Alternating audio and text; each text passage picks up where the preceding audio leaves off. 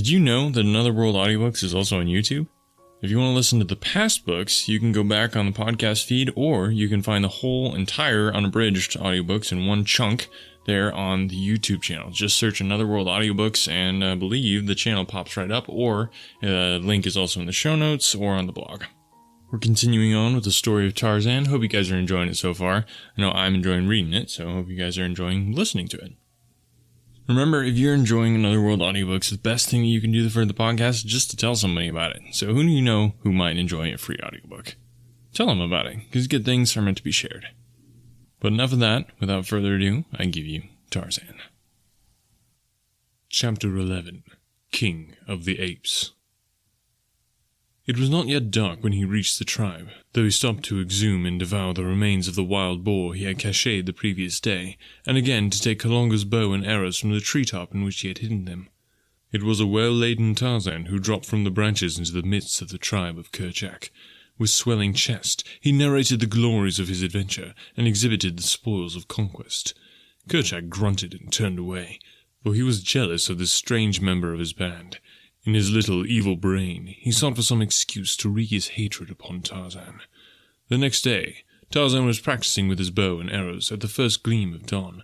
At first, he lost nearly every bolt he shot, but finally, he learned to guide the little shafts with fair accuracy, and ere a month had passed, he was no mean shot. But his proficiency had cost him nearly his entire supply of arrows. The tribe continued to find the hunting good in the vicinity of the beach, and so Tarzan of the Apes varied his archery practice with further investigation of his father's choice, though little, store of books. It was during this period that the young English lord found hidden in the back of one of the cupboards in the cabin a small metal box. The key was in the lock, and a few moments of investigation and experimentation were rewarded with successful opening of the receptacle. In it, he found a faded photograph of a smooth-faced young man, a golden locket, studded with diamonds, linked to a small gold chain, a few letters, and a small book. Tarzan examined these all minutely. The photograph he liked most of all, for the eyes were smiling, and the face was open and frank. It was his father. The locket, too, took his fancy, and he placed the chain about his neck, in imitation of the ornamentation he had seen to be so common among the black men he had visited. The brilliant stones gleamed strangely against his smooth brown hide. The letters he could scarcely decipher, for he had learned little or nothing of script, so he put them back in the box with the photograph, and turned his attention to the book. This was almost entirely filled with fine script, but while the little bugs were all familiar to him, their arrangement and the combination in which they occurred was strange and entirely incomprehensible. Tarzan had long since learned the use of the dictionary, but much to his sorrow and perplexity, it proved to no avail to him in this emergency.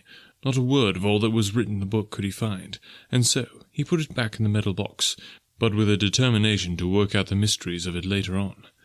Little did he know that this book held between its covers the key to his origin, the answer to the strange riddle of his strange life. It was the diary of John Clayton, Lord Greystoke, kept in French, as had always been his custom.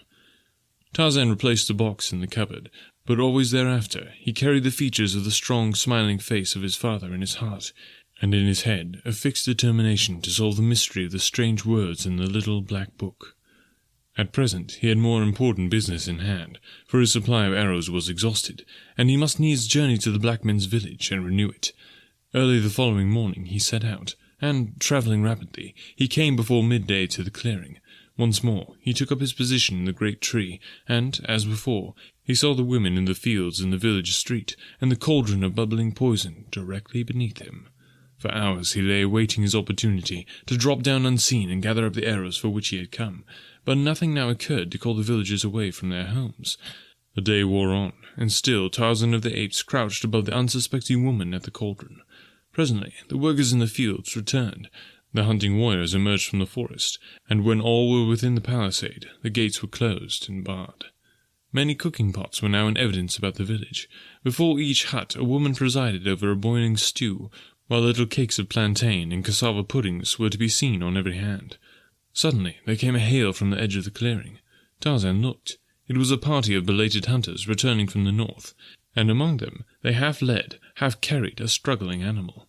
As they approached the village, the gates were thrown open to admit them, and then, as the people saw the victim of the chase, a savage cry rose to the heavens. for the quarry was a man. As he was dragged, still resisting, into the village street, the women and children set upon him with sticks and stones, and Tarzan of the Ape, young and savage beast of the jungle, wondered at the cruel brutality of his own kind. Sheeta, the leopard, alone in all the jungle folk, tortured its prey. The ethics of all the others meted a quick and merciful death to their victims. Tarzan had learned from his books but scattered fragments of the ways of human beings. When he had followed Kalunga through the forest, he had expected to come to a city of strange houses on wheels, puffing clouds of black smoke from a huge tree stuck in the roof of one of them, or to a sea covered with mighty floating buildings which he had learned were called variously ships and boats and steamers and craft. He had been sorely disappointed with the poor little village of the blacks, hidden away in his own jungle, and with not a single house as large as his own cabin upon the distant beach. He saw that these people were more wicked than his own apes, and as savage and cruel as Sabor herself. Tarzan began to hold his own kind in low esteem. Now, they had tied their poor victim to a great post near the centre of the village, directly before Mbonga's hut, and here they formed a dancing, yelling circle of warriors about him, alive with flashing knives and menacing spears. In a larger circle squatted the women, yelling and beating upon drums. It reminded Tarzan of the dum-dum, and so he knew what to expect. He wondered if they would spring upon their meat while it was still alive. The apes did not do such things as that. The circle of warriors about the cringing captive drew closer and closer to their prey, as they danced in wild and savage abandon to the maddening music of their drums. Presently a spear reached out and pricked the victim. It was a signal for 50 others. Eyes, ears, arms, and legs were pierced. Every inch of the poor writhing body that did not cover a vital organ became the target of the cruel lancers. The women and children shrieked in delight. The warriors licked their hideous lips in anticipation of the feast to come, and vied with one another in the savagery and loathsomeness of the cruel indignities with which they tortured the still conscious prisoner. Then it was that Tarzan of the Apes saw his chance. All eyes were fixed upon this thrilling spectacle at the stake. The light of day had given place to the darkness of a moonless night, and only the fires in the immediate vicinity of the orgy had been kept alight to cast a restless glow upon the restless scene. Gently, the lithe boy dropped to the soft earth at the end of the village street. Quickly he gathered up the arrows, all of them this time, for he had brought a number of long fibres to bind them in a bundle.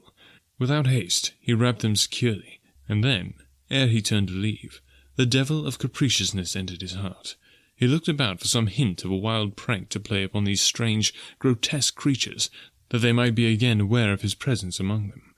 Dropping his bundle of arrows at the foot of the tree, Tarzan crept among the shadows at the side of the street, until he came to the same hut he had entered on the occasion of his first visit. Inside, all was darkness, but his groping hands soon found the object of which he sought, and without further delay, he turned again toward the door. He had taken but a step, however, ere his quick ear caught the sound of approaching footsteps immediately without. In another instant, the figure of a woman darkened the entrance of the hut. Tarzan drew back instantly to the far wall, and his hand sought the long, keen hunting knife of his father. The woman drew quickly to the centre of the hut. There she paused for an instant, feeling about with her hands for the thing she sought. Evidently, it was not in its accustomed place, for she explored ever nearer and nearer the wall where Tarzan stood. So close was she now that the ape-man felt the animal warmth of her naked body. Up with the hunting knife, and then the woman turned to one side, and soon a guttural awe proclaimed that her search had at last been successful. Immediately she turned and left the hut, and as she passed through the doorway, Tarzan saw that she carried a cooking pot in her hand. He followed closely after her, and as he reconnoitred from the shadows of the doorway, he saw that all the women of the village were hastening to and from the various huts with pots and kettles. These they were filling with water, and placing over a number of fires near the stake where the dying victim now hung, an inert and bloody mass of suffering.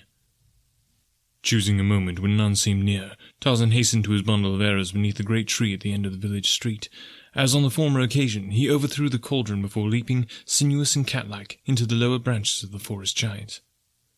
Silently, he climbed to a great height until he found a point where he could look through a leafy opening upon the scene beneath him. The women were now preparing the prisoner for their cooking pots, while the men stood about resting after the fatigue of their mad revel.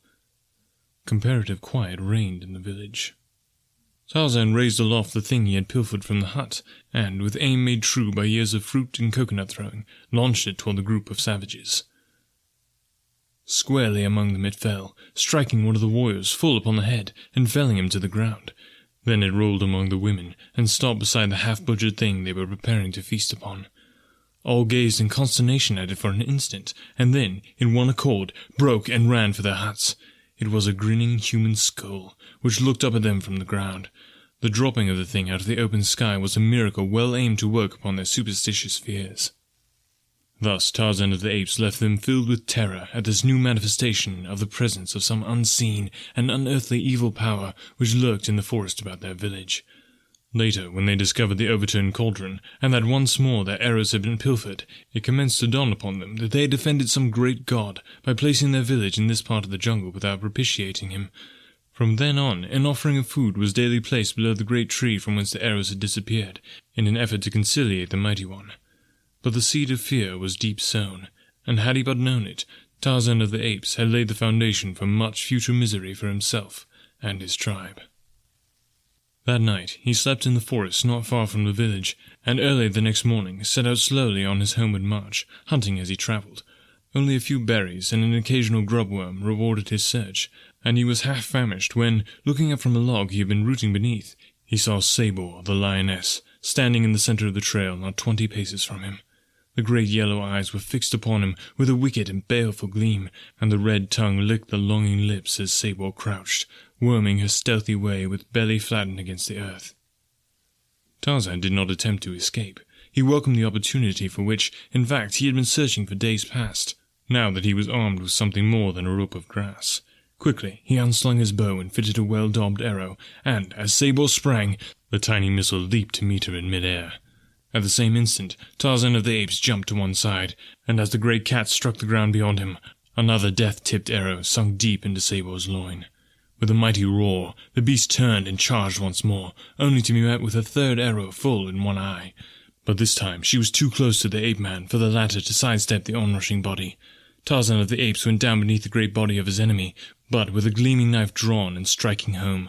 For a moment they lay there, and then Tarzan realized that the inert mass lying upon him was beyond power ever again to injure man or ape. With difficulty he wriggled from beneath the great weight, and as he stood erect and gazed down upon the trophy of his skill, a mighty wave of exultation swept over him. With swelling breast, he placed a foot upon the body of his powerful enemy, and throwing back his fine young head, roared out the awful challenge of the victorious bull-ape. The forest echoed to the savage and triumphant cry. Birds fell silent, and the larger animals and beasts of prey slunk stealthily away, for few there were of all the jungle who sought for trouble with the great anthropoids. And in London, another Lord Greystoke was speaking to his kind in the House of Lords, but none trembled at the sound of his soft voice. Sabor proved unsavory eating, even to Tarzan of the Apes, but hunger served as a most efficacious disguise to toughness and rank taste, and ere long, with well-filled stomach, the ape-man was ready to sleep again. First, however, he must remove the hide, for it was as much for this as for any other purpose that he had desired to destroy Sabor. Deftly he removed the great pelt, for he had practised often on smaller animals. When the task was finished, he carried his trophy to the fork of a high tree, and there, curling himself securely in a crotch, he fell into a deep and dreamless slumber. What with loss of sleep, arduous exercise, and a full belly, Tarzan of the Apes slept the sun around. Awakening about noon of the following day, he straightway repaired to the carcass of Sabor, but was angered to find the bones picked clean by other hungry denizens of the jungle. Half an hour's leisurely progress through the forest brought to sight a young deer, and before the little creature knew that an enemy was near, a tiny arrow had lodged in its neck. So quickly the virus worked that at the end of a dozen leaps the deer plunged headlong into the undergrowth, dead. Again did Tarzan feast well, but this time he did not sleep. Instead, he hastened on toward the point where he had left the tribe, and when he had found them, proudly exhibited the skin of Sabor, the lioness. "Look!" he cried. "Apes of Kerchak, see what Tarzan, the mighty killer, has done. Who else among you has ever killed one of Numa's people? Tarzan is mightiest among you, for Tarzan is no ape. Tarzan is—" But here he stopped, for in the language of the anthropoids there was no word for man, and Tarzan could only write the word in English. He could not pronounce it. The tribe had gathered about to look upon the proof of his wondrous prowess, and to listen to his words. Only Kerchak hung back, nursing his hatred and his rage. Suddenly, something snapped in the wicked little brain of the anthropoid. With a frightful roar, the great beast sprang among the assemblage. Biting and striking with huge hands, he killed and maimed a dozen ere the balance could escape to the upper terraces of the forest. Frothing and shrieking in the insanity of his fury, Kerchak looked about for the object of his greatest hatred, and there, upon a nearby limb, he saw him sitting. "Come down, Tarzan, great killer!" cried Kerchak.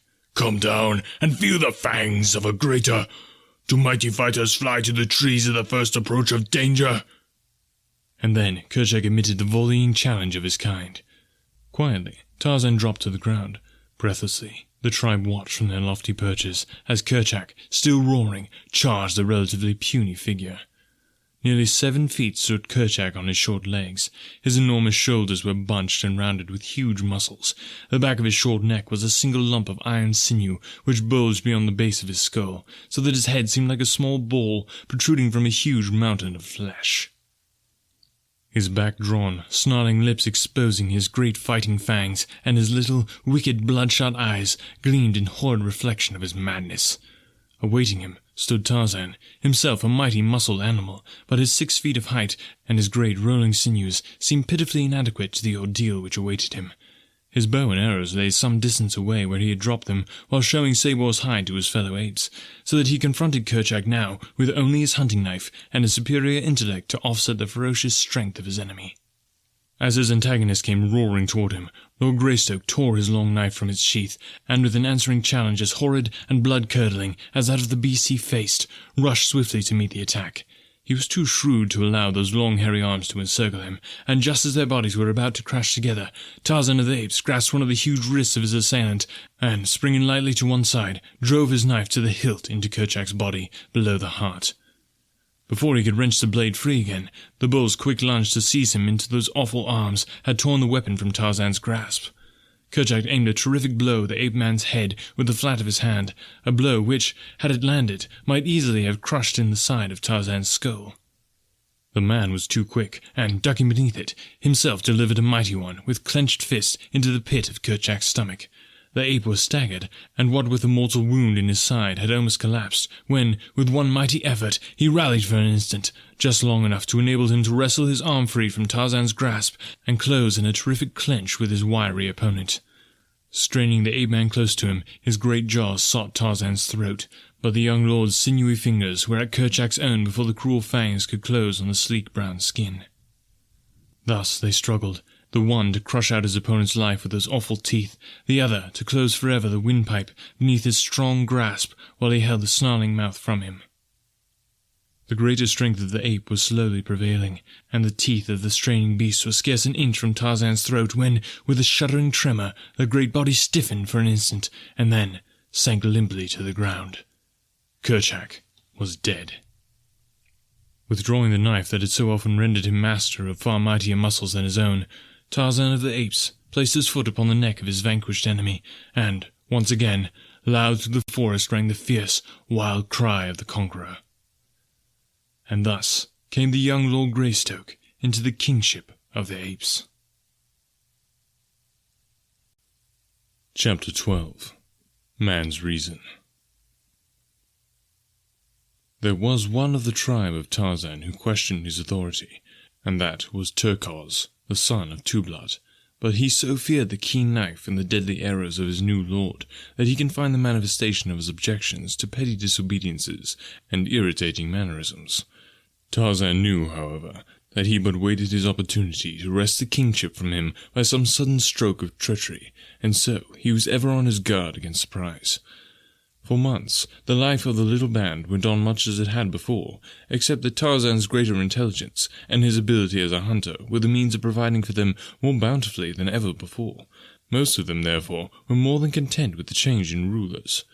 Tarzan led them by night to the fields of the black men, and there, warned by their chief's superior wisdom, they ate only what they required, nor ever did they destroy what they could not eat, as is the way of Manu, the monkey, and most apes. So, while the blacks were wroth at the continued pilfering of their fields, they were not discouraged in their efforts to cultivate the land, as would have been the case had Tarzan permitted his people to lay waste the plantation wantonly. During this period, Tarzan paid many nocturnal visits to the village, where he often renewed his supply of arrows.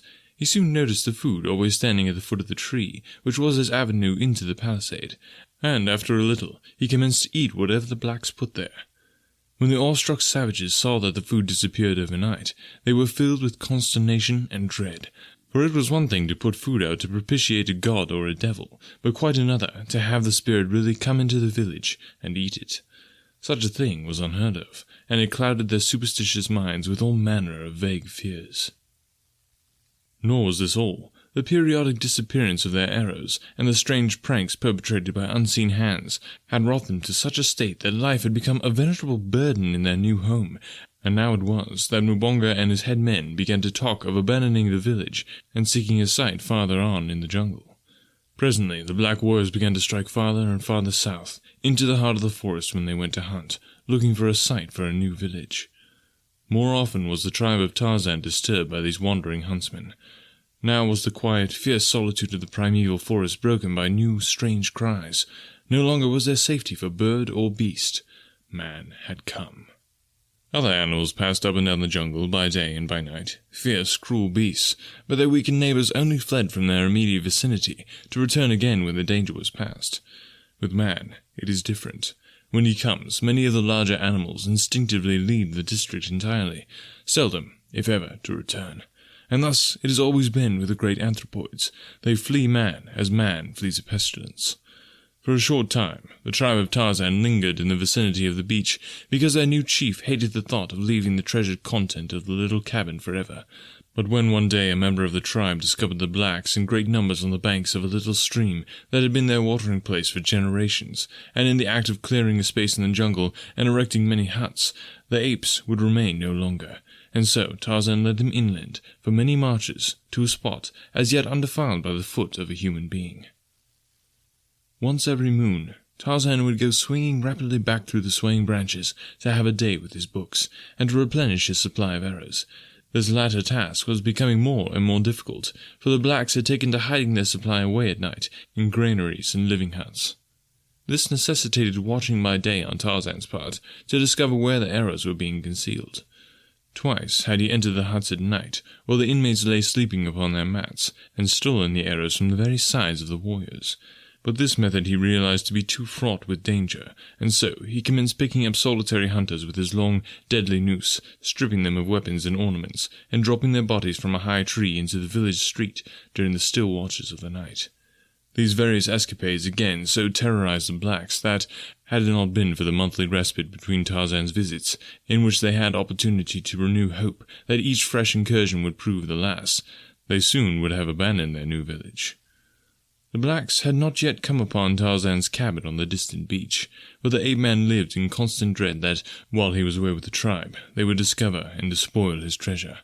And so it came that he spent more and more time in the vicinity of his father's last home, and less with the tribe. Presently, the members of his little community began to suffer on account of his neglect, for disputes and quarrels constantly arose which only the king might settle peaceably. At last, some of the older apes spoke to Tarzan on the subject, and for a month thereafter he remained constantly with the tribe.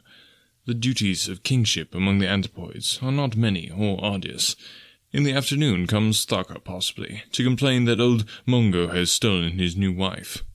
Then must Tarzan summon all before him, and if he finds that the wife prefers her new lord, he commands that matters remain as they are, or possibly that Mungo give Thaka one of his daughters in exchange.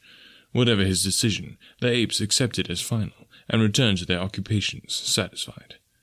Then comes Tonna, shrieking and holding tight her side from which blood is streaming. Gunto, her husband, has cruelly bitten her, and, Gunto summoned, says that Tonna is lazy, and will not bring him nuts and beetles, or scratch his back for him. So, Tarzan scolds them both, and threatens Gunto with a taste of death-bearing slivers if he abuses Tonna further, and Tonna, for her part, is compelled to promise better attention to her wifely duties. And so it goes. Little family differences for the most part, which, if left unsettled, would result finally in greater factional strife, and the eventual dismemberment of the tribe. But Tarzan tired of it, as he found that kingship meant the curtailment of his liberty. He longed for the little cabin in the sun-kissed sea, for the cool interior of the well-built house, and for the never-ending wonders of the many books. As he had grown older, he found that he had grown away from his people. Their interests and his were far removed. They had not kept pace with him, nor could they understand aught of the many strange and wonderful dreams that passed through the active brain of the human king. So limited was their vocabulary that Tarzan could not even talk with them of the many new truths and the great fields of thought that his reading had opened up before his longing eyes, or make known ambitions which stirred his soul. Among the tribe, he no longer had friends as of old. A little child may find companionship in many strange and simple creatures, but to a grown man there must be some semblance of equality in intellect as a basis for agreeable association. Had Kayla lived, Tarzan would have sacrificed all else to remain near her, but now that she was dead, and the playful friends of his childhood grown into fierce and surly brutes, he felt that he much preferred the peace and solitude of his cabin to the irksome duties of leadership amongst a horde of wild beasts. The hatred and jealousy of Turkos, son of Tublat, did much to counteract the effect of Tarzan's desire to renounce his kingship among the apes. For, stubborn young Englishman that he was, he could not bring himself to retreat in the face of so malignant an enemy. That Turkos would be chosen leader in his stead he knew full well, for time and again the ferocious brute had established his claim to physical supremacy over the few bull apes who dared resent his savage bullying. Tarzan would have liked to subdue the ugly beast without recourse to knife or arrows. So much had his great strength and agility increased in the period following his maturity, that he had come to believe that he might master the redoubtable Turkos in hand-to-hand fight, were it not for the terrible advantage the anthropoid's huge fighting fangs gave him over the poorly armed Tarzan. The entire matter was taken out of Tarzan's hands one day by force of circumstances, and his future left open to him, so that he might go or stay, without any stain upon his savage reputation. It happened thus. The tribe was feeding quietly, spread over a considerable area, when a great screaming arose some distance east of where Tarzan lay upon his belly beside a limpid brook, attempting to catch an elusive fish in his quick brown hands. With one accord, the tribe swung rapidly toward the frightened cries, and there found Turkos holding an old female by the hair and beating her unmercifully with his great hands. As Tarzan approached, he raised his hand aloft for Turkos to desist, for the female was not his, but belonged to a poor old ape whose fighting days were long over, and who, therefore, could not protect his family. Turkos knew that it was against the laws of his kind to strike this woman of another, but being a bully, he had taken advantage of the weakness of the female's husband to chastise her because she had refused to give up to him a tender young rodent she had captured. When Turkos saw Tarzan approaching without his arrows, he continued to belabor the poor woman in a studied effort to affront his hated chieftain. Tarzan did not repeat his warning signal, but instead rushed bodily upon the waiting Turkos. Never had the ape-man fought so terrible a battle since that long-gone day when Bolgani, the great king gorilla, had so horribly manhandled him ere the new-found knife had, by accident, pricked the savage heart. Tarzan's knife at the present occasion but barely offset the gleaming fangs of Turkos, and what little advantage the ape had over the man in brute strength was almost balanced by the latter's wonderful quickness and agility. In the sum total of their points, however, the anthropoid had a shade the better of the battle, and had there been no other personal attribute to influence the final outcome, Tarzan of the Apes, the young Lord Greystoke, would have died as he had lived, an unknown savage beast in equatorial Africa. But there was that which had raised him far above his fellows of the jungle, that little spark which spells the whole vast difference between man and brute, reason. This it was which saved him from death beneath the iron muscles and tearing fangs of Turkos. Scarcely had they fought a dozen seconds ere they were rolling upon the ground, striking, tearing, and rending, two great savage beasts battling to the death. Turkos had a dozen knife wounds to head and breast, and Tarzan was torn and bleeding, his scalp in one place half torn from his head, so that a great piece hung down over one eye, obstructing his vision. But so far, the young Englishman had been able to keep those horrible fangs from his jugular, and now, as they fought less fiercely for a moment to regain their breath, Tarzan formed a cunning plan. He would work his way to the other's back, and clinging there with tooth and nail, drive his knife home until Turkos was no more. The maneuver was accomplished more easily than he had hoped, for the stupid beast, not knowing what Tarzan was attempting, made no particular effort to prevent the accomplishment of the design. But when finally he realized that his antagonist was fastened to him, where his teeth and fists alike were useless against him, Turkos hurled himself about upon the ground so violently that Tarzan could but cling desperately to the leaping, turning, twisting body, and ere he had struck a blow, the knife was hurled from his hand by a heavy impact against the earth, and Tarzan found himself defenseless. During the rolling and squirming of the next few minutes, Tarzan's hold was loosened a dozen times, until finally, an accidental circumstance of those swift and ever-changing evolutions gave him a new hold with his right hand, which he realized was absolutely unassailable. His arm was passed beneath Turquoise's arm from behind, and his hand and forearm encircled the back of Turquoise's neck. It was the half-Nelson of modern wrestling, which the untaught ape-man had stumbled upon, but superior reason showed him in an instant the value of the thing he had discovered. It was the difference to him between life and death. And so he struggled to encompass a similar hold with the left hand, and in a few moments Turquoise's bull neck was creaking beneath a full Nelson. There was no more lunging about now. The two lay perfectly still upon the ground, Tarzan upon Turquoise's back. Slowly, the bullet head of the ape was being forced lower and lower upon his chest. Tarzan knew what the result would be. In an instant, the neck would break. Then there came to Turquoise's rescue the same thing that had put him in those sore straits, a man's reasoning power. If I kill him, thought Tarzan, what advantage will it be to me? Will it not rob the tribe of a great fighter? And if Turquoise be dead, he will know nothing of my supremacy, while alive, he will ever be an example to the other apes. Ka-goda, hissed Tarzan in Terzok's ear, which, in ape tongue, means, freely translated, do you surrender? For a moment, there was no reply, and Tarzan added a few more ounces of pressure, which elicited a horrified shriek of pain from the great beast. Ka-goda, repeated Tarzan. Ka-goda, cried Terzok. Listen, said Tarzan, easing up a trifle, but not releasing his hold. I am Tarzan, king of the apes, mighty hunter, mighty fighter. In all the jungle there is none so great. You have said Ka-goda to me. All the tribe have heard. Quarrel no more with your king or your people, for next time I shall kill you. Do you understand? Assented Turquoise. And are you satisfied? Said the ape. Tarzan led him up, and in a few minutes all were back at their vocations, as though naught had occurred to mar the tranquility of their primeval forest haunts. But deep in the mind of the apes was rooted the conviction that Tarzan was a mighty fighter and a strange creature. Strange, because he had had in his power to kill his enemy, but had allowed him to live unharmed. That afternoon, as the tribe came together, as was their wont before darkness settled on the jungle, Tarzan, his wounds washed in the waters of the stream, called the old males about him. You have seen today that Tarzan of the Apes is the greatest among you, he said. They replied with one voice. Tarzan is great. Tarzan, he continued, is not an ape.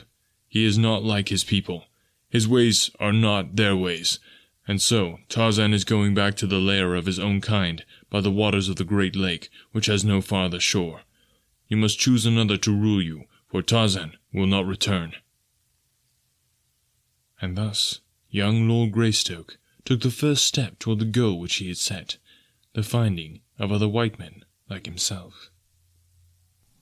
Alright, thank you guys so much for listening today. Really appreciate you downloading the podcast.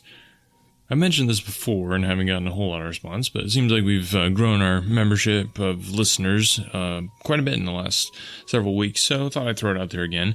If you or anybody that you know is interested in helping me with editing the podcast, that would be fantastic. It's not my forte, so getting somebody on board to join the team and help me doing that would be amazing. If they want to volunteer, great. If you don't know anybody or you want to help me reach that goal of getting an editor, you can go ahead and click the link below about supporting the podcast, and if you donate toward the podcast, it'll go toward me hiring an editor, which will result in me being able to put out more content.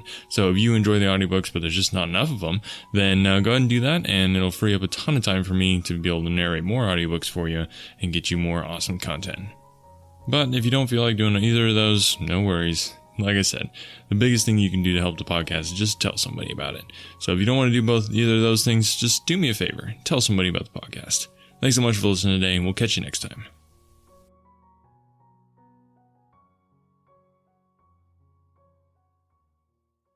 Don't worry, you aren't the only one. You aren't the only business that needs help. You aren't the only person that has a hard time finding the right help at the right price.